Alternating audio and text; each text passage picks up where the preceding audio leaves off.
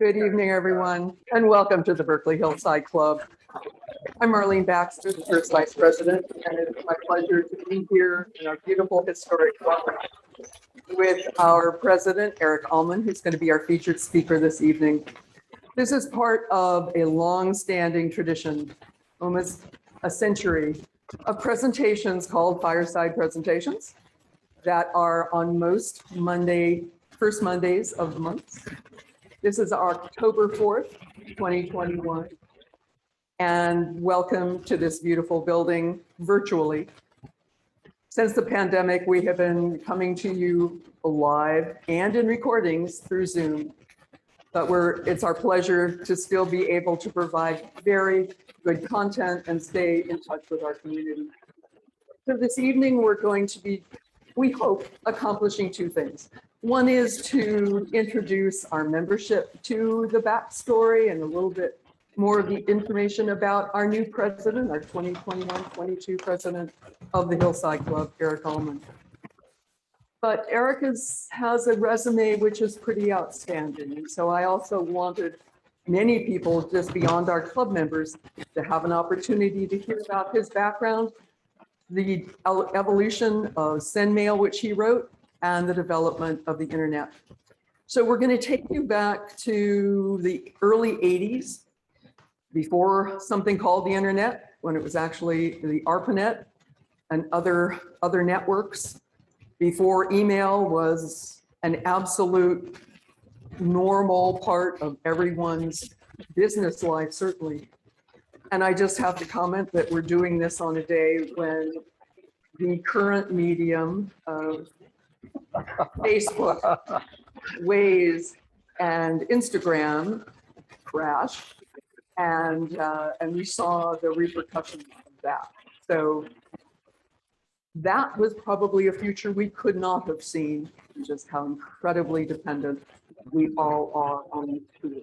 So I'm going to ask Eric to take us back to those early, very heady days before the internet, and how did you, Eric, become involved in specifically in email and the development of online communications? Well, I wish I could say that I planned something very clever, but in fact, it was kind of an accident. I was working on a database management project at Berkeley called the Ingress Project, which turned out to be a pretty famous project in and of itself. But at some point we got a contract or a grant, I guess, from DARPA, Defense Advanced Research Projects Agency, the same people who had funded the ARPANET back before there was a D before ARPA. And we got a connection on our machine, which was a really, by today's standards, tiny machine. You know, your smartwatch has more power than memory and everything than this machine did. But it did have a connection to the network. It was a PDP 1170. And so, of course, everyone in the department wanted access to the ARPANET. And we had a grand total of, I think, 16 ports, most of which were used by the researchers on the project. So we could spare 2 for everyone else in the department. And they had already set up something where people had terminals, you know, not monitors, not displays, not anything fancy, just ASCII text terminals in their offices. But they had to go into the mail room and use a plug board to say, okay, I want my office to be connected to this computer now. And there were 2 labeled Ingress. And of course, protocol said you were supposed to take it out when you were done so people could see that it wasn't in use, but nobody did that. And so people would just yank things and people would get into fights and so forth. And I was, you know, I think it was still probably part-time student and full-time staff then. And the last thing I wanted to do was get into fights between faculty members. To be kind of vicious when they wanted to be. And so I looked at this and tried to come up with some administrative solution. At some point I realized, you know, what these people want is not access to the ARPANET. They want access to ARPANET mail. And so we did have a local network inside Berkeley, but it didn't talk to any other networks. And I said, I could make that network talk to that network. And thereby let people be on whatever computer they spend most of their time on and get the email out and back into their mailbox. And I did a really horrendously bad hack. It's kind of embarrassing how simplistic it was, but it got people off my butt. And that seemed like a good thing at the time. But if I can anticipate your next question, a group called the Computer Systems Resource Group or Research Group got another DARPA contract to build a standard operating system for the new internet. The time when I described it, it was still the ARPANET. Internet didn't exist yet.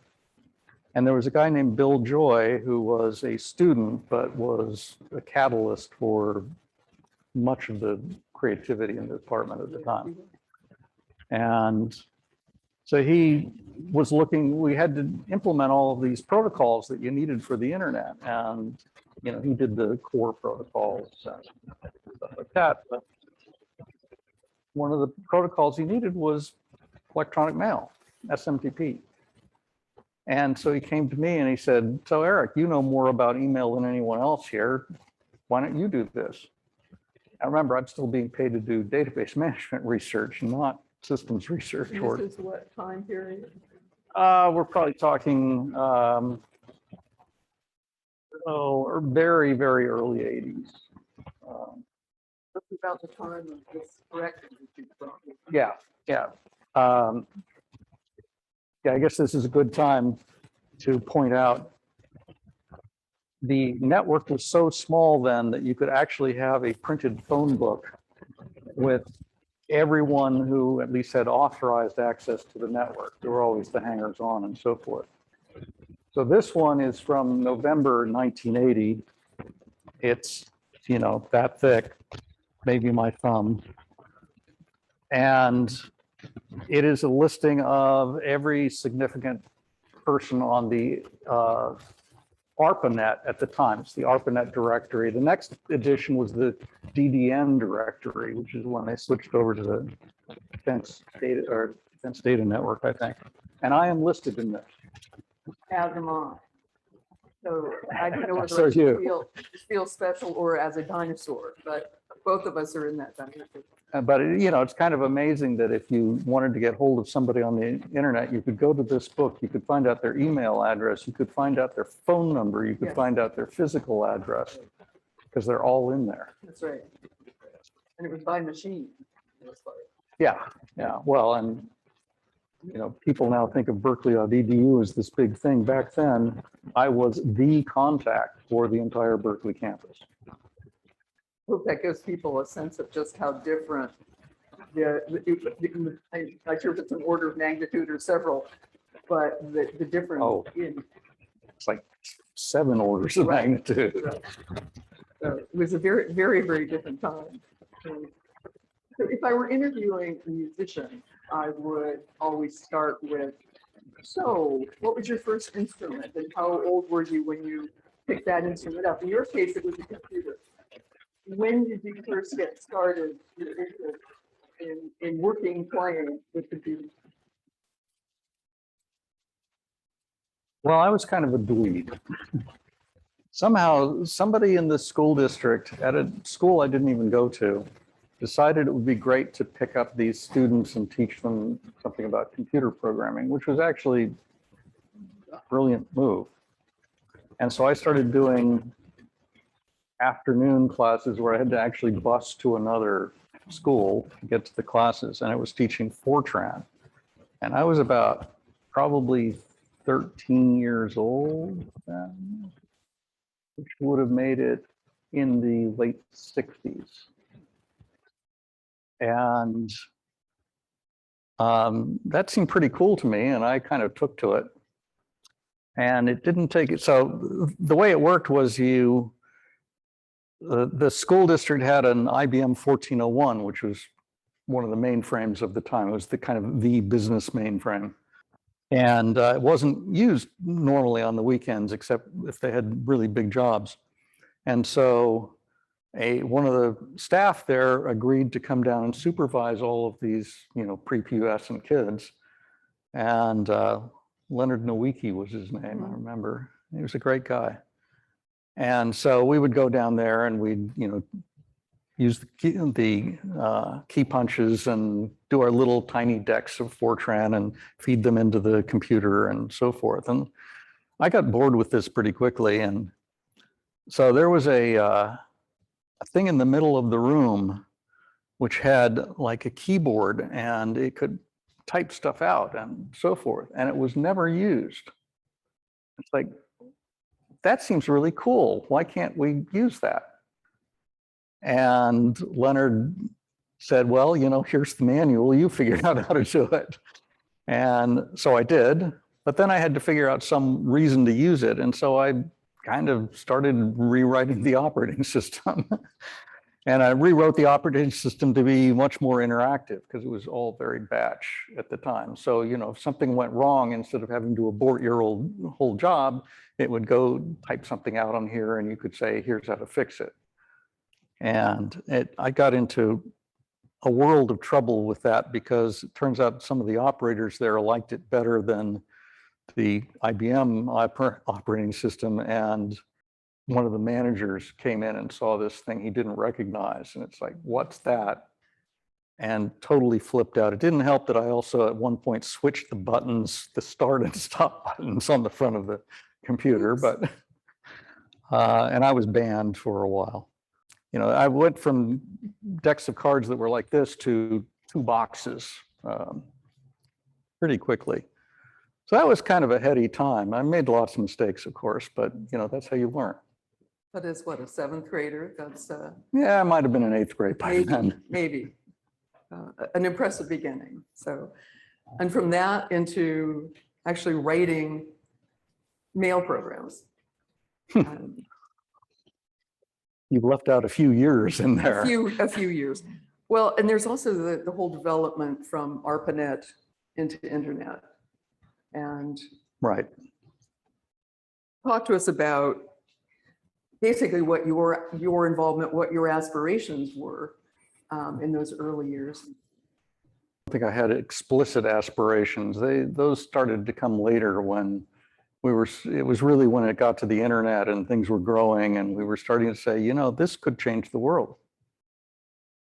And I think to a lot of us, we really genuinely believed it was going to make the world a better place. People would communicate more, it would be a smaller world. One of the great highs of my life was when I got this call, actually, it was the second call that was a high of my life. Got this call from some guy in Chicago who wanted to configure sendmail, which was the replacement for deliver mail that was crazy flexible. You could do just about anything in sendmail. And he said, I wanted, do this weird thing. And it's like, why do you want to do that weird thing? But I explained to him how to do it. And then like a month later, he called up and said, I just wanted you to know I did that. And what we were doing was we were setting up a pen pal program between people in the Chicago public schools and people in the Moscow public schools. Oh, very nice. And remember, this was the Cold War. You weren't supposed to do this, but he figured out a way to make it happen. And it's like, cool. Kids in Chicago and kids in Moscow are going to get to know each other as human beings, not as enemies. Right. And the world's going to, unicorns and sounds terrific. Yeah. That is not quite the way things turned out, as we know today. Right, especially today. Especially today. And I mean, there was that sense of, as you said, optimism, that this was going to be all positive, communication would be improved, we would, and in some ways that did happen. But yeah, what we communication did improve a lot. You know, it became very, very easy to contact people all over the world. But what we didn't figure out was about the large, so most of us gave away our work back in the early days. You know, it's just kind of, we're a community. And of course you do something, you give it to people. I wrote sendmail, I gave it away. And everyone else did too. In fact, this is the whole open source movement, which people go, oh, you know, that started in the 80s or something. That's garbage. IBM had a conference called Share in the 1950s. And guess what Share was all about? Sharing, yes, indeed. So, you know, that was not a new concept, but the network took it to a new level. Instead of carrying tapes into conferences and swapping tapes with people, which I've done, it became more like, oh, well, here we just type a couple of things and it's there now. So the sharing thing seemed to be, well, that's the basis of the network, of course. And then other things started to happen. And, you know, I can't point blame at any particular, you know, company or individual. There's several I could say at least contributed to the problem, but basically the money started to become too tempting. And people started to lose the concept that maybe the net, instead of being to improve humanity, maybe it was to make a lot of money. Mm-hmm. Mm-hmm. And people started to do things that were pretty clearly against that kind of, if you will, the hacker ethos that I grew up on, and turned it into something very profit driven. And, you know, I think certainly there's a lot of stuff going on in the news today about companies that have knowingly and even intentionally hurt their own customers. You know, the obvious one is Instagram, where, you know, kids are being harassed and bullied and so forth. And it's coming out just today that they knew all about this. And in fact, they intended it, that, you know, it made it viral. It made people want to come in and read more. Right. And as long as they were reading more, and that meant they were watching more ads, and that meant, you know, they had more money to pull in more people. And somewhere along the lines, the idea of doing good kind of went out the window. Got lost in the wayside. Well, and also, And by the way, I just want to say, not everyone on the net is evil. right. You know, there's a lot of really, really good stuff going on the net, and a lot of people who are still doing just some amazing work and are really doing what they can to improve the world. Unfortunately, the people that make the news are not those people. Well, and there was such a big change from the origins of it being research and academic related, and then the switch to business. Do you think that that was a significant part of that switch, or were other factors important as well? That's a good question. I'm not completely sure I know the answer. The academia, in some sense, I've spent a fair amount of my career, not all of it, in academia. And there are some real similarities between academia and the commercial world. There's a lot of competition, which at its best is positive competition, and, you know, it's the way science works, but sometimes it's kind of vicious competition. And that's kind of where things are in the commercial world. I mean, I guess commercial companies at various times in history have sometimes said, you know, it's better if there's two healthy companies that compete with each other, but we're not against each other. We're not trying to kill each other. We're just trying to, you know, be there and so forth. But, you know, the whole, you know, you go back to Standard Oil and trust busting and whatnot. At some point, companies get so large that all they can think about is taking over. And that whole sense of productive competition seems to go out the window, and it's just like taking the entire prize for themselves. Certainly Google has taken over the search engine world, as one example. One of the many distinctions that our speaker, Eric Allman, has was in 2014, he was inducted into the Internet Hall of Fame. And as part of your sort of acceptance acknowledgement speech, you shared some concerns there about the balance of power between corporations and individual users. Hey, It just you've strikes- obviously looked at my talk more recently than I have. I do my homework.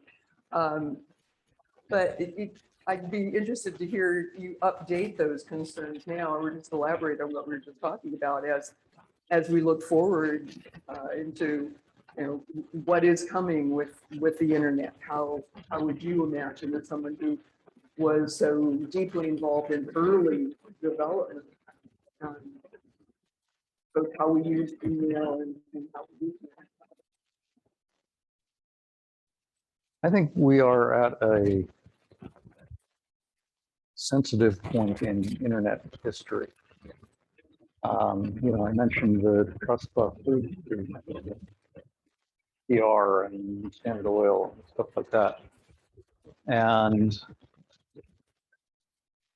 that was largely a acknowledgement that the companies had gotten so large that they no longer represented the needs of even their customers. It was just about extracting enough money as possible.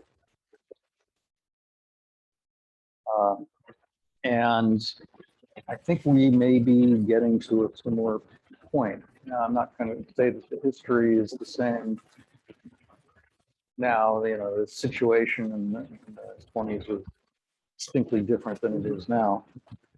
But I do think we are seeing a lot of companies trying to pretend that technology is neutral, not acknowledging the impact that they've had on society and the responsibility they have to take for that. I think smart companies would, Google and Facebook and Amazon and Apple would all get together and say, guys, we need to back off a little bit. We may not make as much money, but at least we won't be, killing our customers in the process. That's never going to happen. But maybe in fact we need trust busters. And people tried to break up Microsoft. That failed, but I think it did shock Microsoft sufficiently that Microsoft actually pretty much got their act together and started behaving like, decent citizens, corporate citizens. And maybe the big folks need that kind of shock to their system. And then we have the use of internet information for political reasons, which is, of course, something that I can't imagine that anyone foresaw. Talking about this sort of idyllic early use of email to communicate between kids in Chicago and Moscow, and comparing that to what we experienced with the last election and relations, legitimate or not, between Russia and this country, and how much of that was real and how much was fake. Anyway, we were thinking about the future, and I'm always interested in, since you were so active in the past, of what you could don't go away with the impression that politics didn't exist on the internet before. There was a shared bulletin board system, international bulletin board system called Usenet. Absolutely. And it had, little channels where you can go in. So, comp.mail.sendmail was the one that was all about the program I wrote, and so forth, computer.mail.sendmail. And there was also SOC, society.politics. And so there were lots of discussions there. And some of them weren't very polite. There were, flame wars is what they called them, and aptly so. But at least those people were talking to each other. Now I think what we've done is, created the kind of echo chambers. And, I have to be honest, it's on both sides of the aisle. I don't have to actually engage with anyone who disagrees with me. I can hang around, and I'm a guy saying this. I live in Berkeley, and I'm a gay kind of liberal guy, and I'm vaccinated, and I have a mask in my pocket, and so forth. And I really like living in a place where I don't have to worry about holding my husband's hand as we walk down the street. And that's not true everywhere. So I'm actually almost as guilty as anyone else. Well, that may be an interesting segue into another topic. And just so people know, all of the topics we're covering tonight were at Eric's suggestion, or at least with his agreement. So you had suggested that we do really talk about what was it like earlier, say in the 70s. What was it like coming out as a gay man here? And, not a lot of fun. I came out in 1976, and I was 21. And frankly, I realized I was either going to come out of the closet or I was going to kill myself. And for whatever reason, I decided coming out of the closet would be less painful. we're very glad you did. I was one of those people who, when I finally did it, I was scared as all hell. But when I finally did it, it was like I took the TNT, piled it up next to the closet door and blew it up. There was no way I was going to go back in the closet after that. It was not subtle at all. And I lost some friends. I also made some of the closest friends of my college career at that time. There were people who, had been friendly, who were like, boy, you go. And so I still have friends to this day who I met, they're straight people, by the way. I'm not talking about gay people, I'm talking about straight people who are just like incredibly supportive. It would have been very rough without that. I have to say, my academic career took a little hiccup because not all the faculty were cool with my being gay. Even at Berkeley. Even at Berkeley. Interesting. But once I did, it became, I don't know if I would say a crusade. I wasn't like out there on the, carrying flags at the front of the parade, although there was one time when I was carrying the, one of the many people carrying the huge rainbow flag down Market Street at the front of the gay parade came out of BART, and it's like, we're looking for volunteers. It's like, okay, I'm in. So I guess I was kind of a flag waver of a sort. I was at a conference once, conference called Usenix. And at that point I was pretty out, but nothing particularly major. And somebody came over and wanted to talk to me, which was no surprise. Lots of people wanted to talk to me. And this guy was like really kind of a little off. And he said, can we go over there? And so I went over, and he said, there's a rumor going around that you're gay. Is that true? I was like, oh yeah, you bet. And it turns out he's gay and was going through the whole thing. And for him, just knowing there was somebody who was a role model was so important to him. I don't know whatever happened to him, but I hope it worked well for him. And that very day, I went and I drew a pink triangle on my name badge. And by the end of that conference, probably a dozen people who had pink triangles. And that conference for many years was very gay positive. Unix is now very kind of staid academic conference. It was less so back then. But I think in that sense, I had indirectly an impact on a lot of people, and I'm very proud of that. I was going to say, I hope you can be very proud of that, Eric. So, well, we've sort of moved into your private life a lot. Maybe stay in the private life a little less private. So many of the club members knew you probably first with you and your husband Kirk as the wine guys, both providing wonderful wine tasting sessions. If any of you are interested in tasting wine, we certainly are hoping we'll be able to get back to those in the new year as well as many other club events. Actually, it's small enough that we are. Are you going to do them? We are doing them. Okay, so you can even do that this. There's one this next year. week, in fact. And is there space? I don't think so at this point. So maybe November, if you're going to do one in November.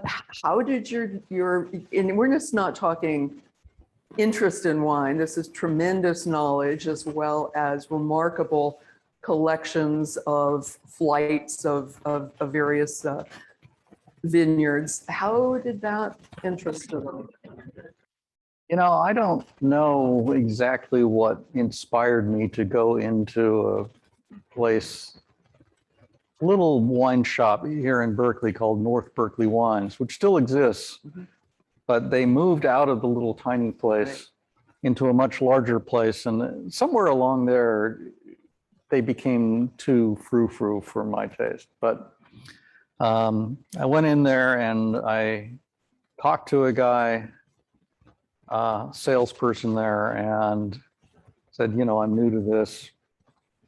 What should I, what do you recommend? And he suggested a couple things and I tried them and I went back and he said, which ones do you like? Which ones do you not like? And, so forth. And so he recommended other things. And I think the real thing was, there was a day that I got a bottle of wine. It was a Cabernet. 1976 Caymus Cabernet. Caymus is ridiculously overpriced today, but back then it was I think it was $12. And it was just the most amazing thing I'd ever tasted in my life. It's like, wow. And that's when I started saying, okay, I'm going to start tasting more wines. And that was actually before I met Kirk, but not too long after that I met him. And he seemed to be just fine with this. So, yeah, we got into tasting it. And at this point, at some point we did a remodel on our house and put in room for a wine cellar. It's, depending on your perspective, it's either huge or tiny. I know people where this is tiny, but it's like, 2,400 bottles of wine. So most people. It's all relative. It's all relative. It's all relative. And, we'd been to wine tastings and found them just tedious as all hell. I've never quite figured out what all the wine language is and so forth. It just seems so pretentious. And so at some point we said, it'd be nice to do a wine tasting which wasn't pretentious and was just about, maybe tasting the wine and maybe learning something about wine, so forth. And we were kind of newly into the Hillside Club. And at that point, it was relatively easy to book space. It's harder now. We have to work around all the other stuff going on.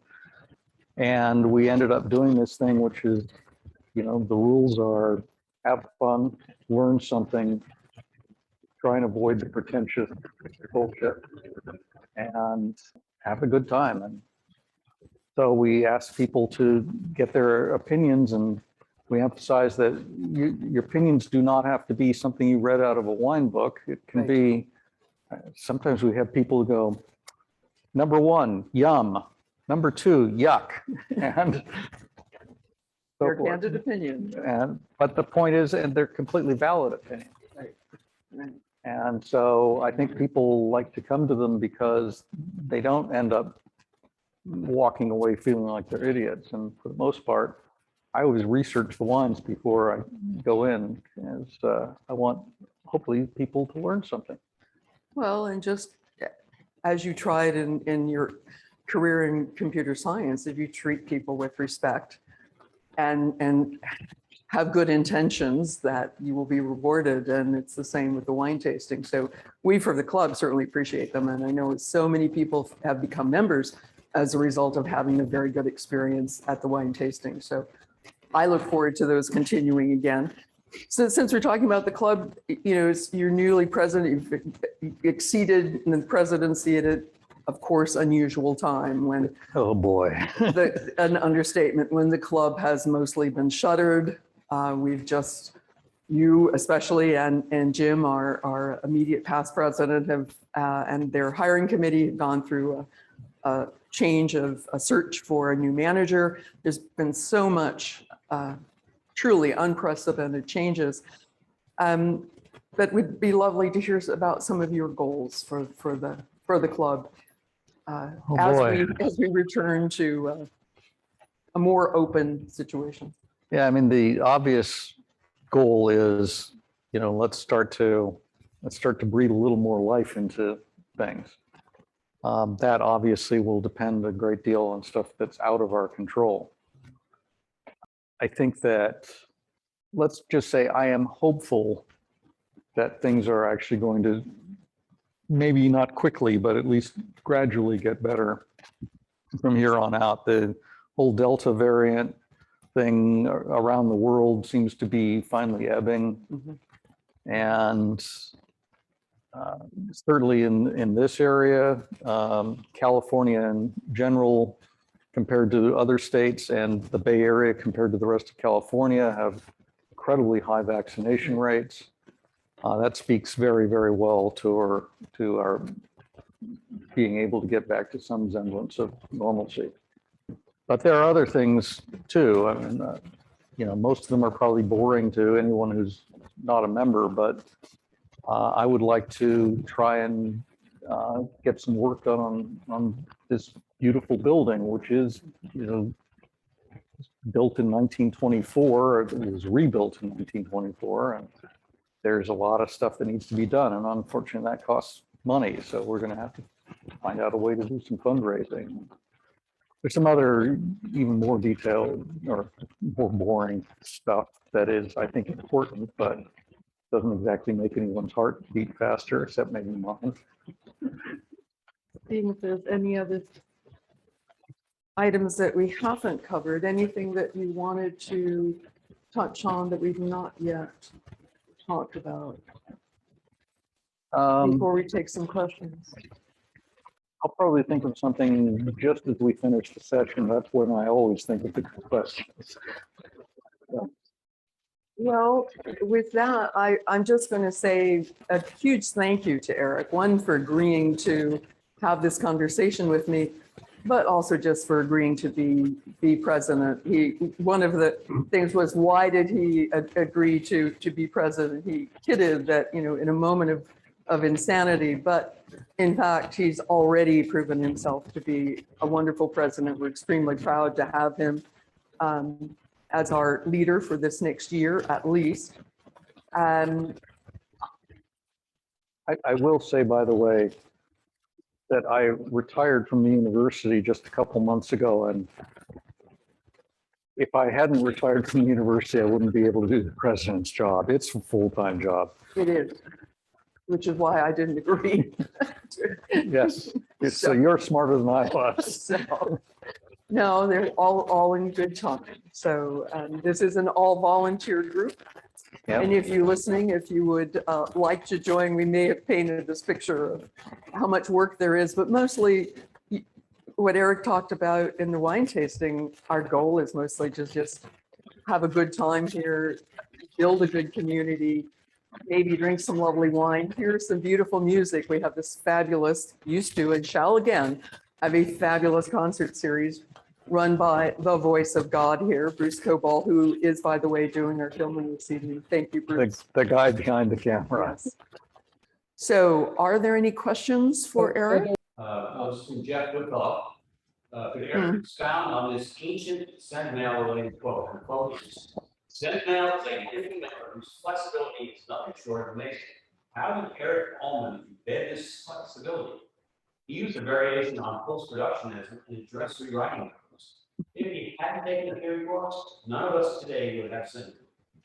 That sounds more like a kudo as opposed to a question. It's a pretty geeky question, I have to admit, but it's true. I did use, it was called various things, production system. And I had taken a theory course. I'd also taken an AI course. And that technology, kind of spanned both theory and AI. And so we didn't go into this earlier, but when we started to get all these different networks connected together, so sendmail was never just about the internet. It was about the internet and the UCP network and DECnet and CSNet and PurdueNet, and the number of networks out there were pretty amazing. And each one had a different way of addressing mail. And some of them, went left to right, and some of them went right to left, and it was just a complete other mess. And at some point, I think I said, this seems almost like an AI problem. Maybe I should use some AI techniques. And that's what I did. And I was absolutely certain when I was doing it that it was complete overkill. And I will say it was ugly, but it wasn't overkill. Mm-hmm. So actually, an excellent question. So let's see, Davis here asked Eric, you mentioned to me once that you wrote and implemented sendmail in a way where if you'd known at the very beginning how pivotal it would be and how much infrastructure would lean on it, you would have done it differently. Can you talk about that? Actually, it's not quite true that I would have done it differently in the original design. We were talking about various systems that were extremely limited. And so the PP11 was, like I said, your watch has more computing power than this thing. And I was trying to build something very general, and to do that required some design choices that I'm not particularly proud of, but it worked, and that's what I cared about most of all. But there was one time in particular when at that point, I had an installed base of sendmail, people running it, and I looked at it and went, I should really redesign this. I said, I can't do that. I have an installed base. There's 100 people who have this now, and I couldn't break all of them. It's like, no, Eric, don't think of 100, think of 100 million. Right. And I certainly would have, if I had any idea of how successful it was going to be, I would have gone back then and broken those 100 people. It's funny, there's another kind of famous computer science guy who built a fundamental tool for Unix called make, which is how you build programs and so forth, Stu Feldman. And he made a design decision, which actually I kind of copied in sendmail, and it was a mistake. And I asked Stu, so why did you do it this way? And he said, well, it seemed like a good idea at the time. And I said, yeah, but why didn't you change it when it became clear it wasn't? And he said, well, it had gone out to like 30 or 40 people. And so I didn't feel I could change it. It's like, right. Oh, we both made Right. the same mistake for the same reason. Right. And if you could do it over again, would you try to monetize it? Would you try to have sold sendmail? Well, I did. I started a company called Sendmail. This is actually an interesting question, quite apropos to what we were talking about. We were one of the first companies that tried to merge open source and commercial without doing a technology ripoff from the open source. And, you know, we were actually fairly successful. At one point, we were actually a pretty hot company. But at some point, the spam wars started to come in. You know, when I wrote sendmail in the first place, the whole point was to get the mail there no matter what. And spam came along and started to be, well, get the mail there unless, of course, you don't like it, in which case, please throw it away. And it was a very strange change in perspective. But it was proposed to me at one point that we say, well, suppose every time some site out there on the internet processes mail using sendmail, it sends us back a message saying, you know, here's where it came from, here's where it went to, some statistics about it. And that would give us a leg up on the anti-spam problem, because one of the patterns is a whole bunch of mail, Right. all at the same time, same size, et cetera. And I just said, absolutely not. You know, put my foot down. That's a violation of people's privacy. And so we didn't do it. Of course, another company did, and they ended up winning over us. And so the interesting question is, you know, do I regret? You know, I'd be several orders of magnitude richer if I had, you know, gone that direction. And I didn't stop the problem from happening. So, you know, maybe I should have made the money, but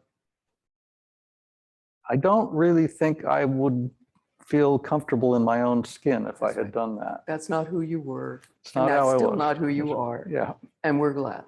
Maybe not for your fight, for your bank account, but for the person that you are. You know, I'm comfortable. There we go. And that's really, you know, I have friends that are billionaires, and I think I actually am probably about as happy as they are. There we go. Well, let's see, Anita in Middle asks, do you have any involvement with the homebrew computer club? Did or when did you get into Apples or PCs? Homebrew kind of predated me, and it was very much South Bay, and I didn't even own a car. I didn't even know how to drive until I was in my early 20s. It's, you know, I was purely bus and bicycle for a long time. So, you know, getting down to homebrew meetings was not something that was practical. I certainly today know a lot of people who were involved in it. I go to well, it used to be annual until pandemic hit, but a conference called the Hackers Conference, which is based on the Jay Levy book from way back when called Hackers. And a whole bunch of the homebrew folks are regulars there, so I've gotten to know them. When I was in high school, I realized I could never possibly afford to buy a computer. It was way too expensive. I did not come from a wealthy family. So I decided I was going to build my own. And so I started, you know, studying computer architecture, and I actually had the blueprints to the PDP-8E computer, which was a digital equipment computer. And I spent hours and hours and hours digging through, trying to understand what the purpose of every single gate in these blueprints, and learned a lot about computer architecture that way. Never did get my computer working, but, you know, hey, I learned something. And then actually, I guess I got involved with the IBM 1401 before that. What was my first sort of personal computer, though? Wasn't a Mac, couldn't afford a Mac. It's probably a 386 architecture, so, you know, kind of a PC, because I was involved with the Berkeley Unix project. And, well, not officially, I was unofficially involved. And when FreeBSD came out, it ran on the i386 architecture. Previously, it had run on the VAXs. I did a lot of work on the VAX. But, you know, the VAX is not exactly something you just put in your basement and plug No. in. So Rick Rogers asks, given that the word email is clearly the root of mail, does it disturb you to hear people talking about emails? Oh, Rick, I'd never thought about that question before. You know, I guess I would probably say email, but it's not sufficiently jarring to me that I would, you know, get my hair up over it. It's in the grand scheme of all the things wrong with the universe, it's a pretty tiny one. Here's our old friend Tim Bozar. Ah, hello, Tim. Sendmail is one of those tools that reminds me of KA9QNOS. I believe Phil Karn's caption of TCP/IP for back radio. Oh, yes. And it was kind of a Swiss Army knife that could handle anything. Yes. And the question is?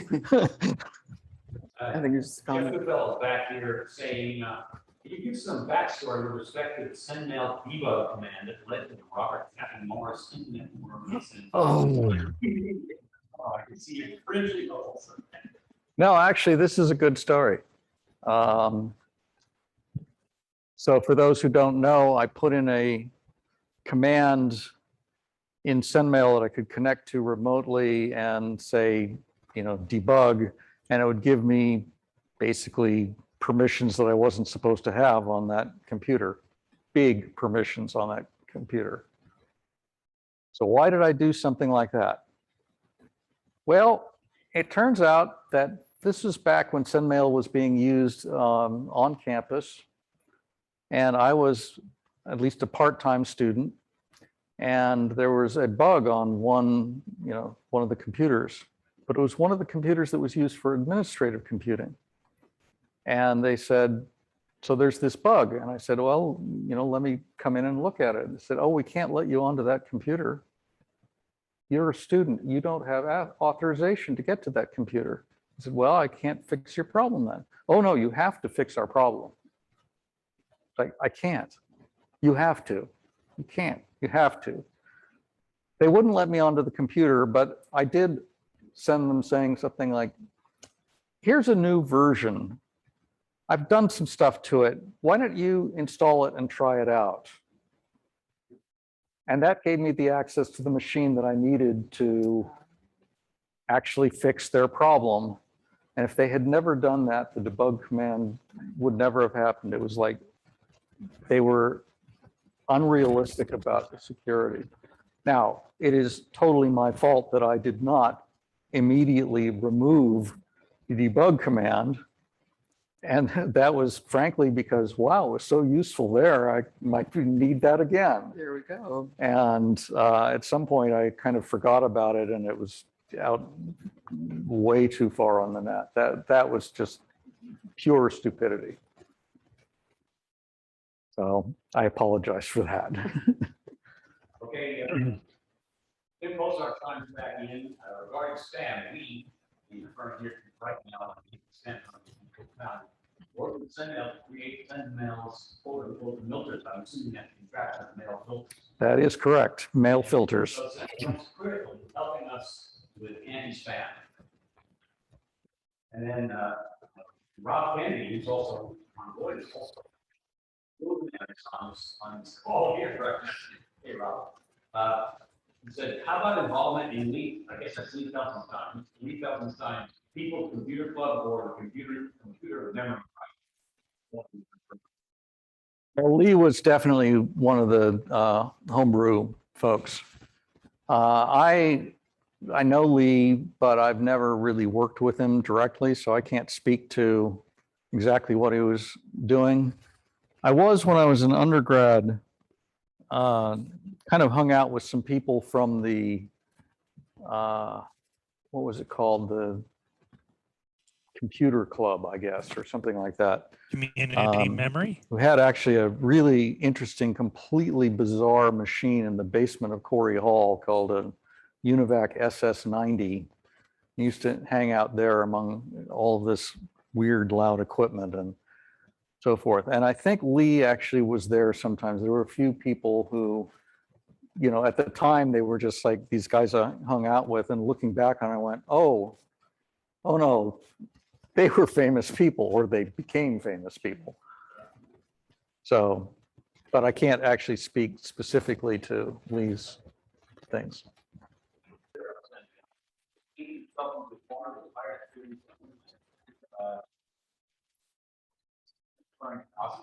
No, Postfix is another mailer, a competitor to sendmail, written by Vitsa Venema. When Vitsa was writing Postfix, he spent a lot of time looking over sendmail and studying it. And in fact, he contributed a bunch of improvements to it as he was writing. I mean, this is the way open source is supposed to work. I remember distinctly at one point going into a conference hall, and you know, it's dark because, you know, and I see Vitsa sitting toward the back of the room, and I sit down next to him and say, so how's the mailer going? And he goes, well, it's taking longer than I expected. I said, it's harder than it looks, isn't it? And Vitsa goes, it's been an exercise in humility. Postfix is good work. And, you know, he learned a lot from sendmail. I don't agree with all of the design decisions. I think, you know, there's some things I certainly would not have done the same way he did. But it's a good, solid piece of work. If I were not going to be running sendmail, that's probably the one I would look at. We have one more question on the name Alex, the article. And where in lifetime of sendmail, the phishing attacks become used? Do you ever consider such social email? So the second half first, no. You know, I certainly, when I was building it, I was building, at least in my mind, a piece of technology, not a social engineering issue. You know, in retrospect, you know, any communication technology, you know, print newspapers are subject to social engineering. And I don't think email is any different than that.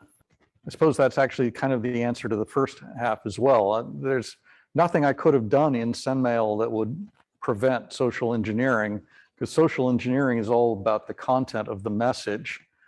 And, you know, classic social engineering thing is you call somebody up and you say, you know, I work in your company, you know, you don't know me, but I work in this other department and I'm having trouble with this. Can you help me out? I need the password to this and such. It's amazing how often that works. And there's absolutely nothing I could have done to the mail system to prevent that. So I wish.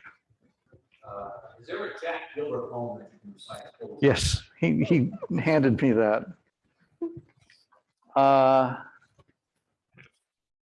I'm growing old in San Francisco. Two girls barefoot walking in the rain. Both girls lovely. One of them is sane. Hurting me softly, hurting me though. Two girls barefoot walking in the snow. Walking in the white snow, walking in the black. Two girls barefoot, never coming back. And with that, we have learned more about our president, Eric Allman, than you might ever have guessed. Thank you very much. Thank you. Thanks for coming this evening. Good night.